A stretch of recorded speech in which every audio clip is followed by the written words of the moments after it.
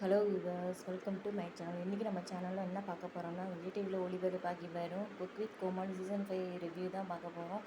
ஒரு ஒரு விஷயம் சொல்கிறேன் என்னென்னா, ஒரு டெலிவிஷனில் வந்து ஒரு நிகழ்ச்சி வந்து நல்லா போயிட்டுருக்கு, டிஆர்பி இருக்குது, மக்கள்கிட்டே நல்லா வரவேற்பு இருக்குன்னா அதையே வந்து சீசன் 1, சீசன் 2, சீசன் 3 அப்படின்னு ஆரம்பிச்சிட்டே இருப்பாங்க.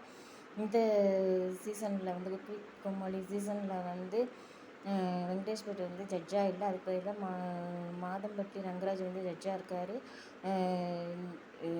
கண்டஸ்டண்ட்டாக வந்து Srikanth Deva, VTV Ganesh, serial artist Vijitha, அதுக்கப்புறம் வந்து பிளேபேக் சிங்கர் பூஜா, இந்த மாதிரி கண்டஸ்டண்டாகவும் கோமாளிகளில் வந்து குரேஷி, புகழ், இந்த மாதிரி சுனிதா, இந்த மாதிரி வந்து கோமாளிகளாகவும் இருக்காங்க. ஏற்கனவே வந்து அரைச்சதாக இருக்குது, அரைச்சமாகவே அரைச்சிட்ருக்குறாங்க. இது வந்து நிகழ்ச்சி வந்து இந்த சீசன் வந்து நல்லா இருக்காது, மக்களிடையே வந்து ஒரு ஏமாற்றத்தை வந்து தருது.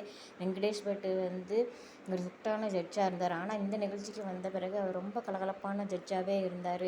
அதனால் பட் சாரை வந்து எல்லாருக்குமே ரொம்ப பிடிச்சிட்டு இருந்துச்சு. அவர் இல்லாதது வந்து இந்த சீசனில் இல்லாதது வந்து ரொம்பவே ஏமாற்றமாக இருக்குது.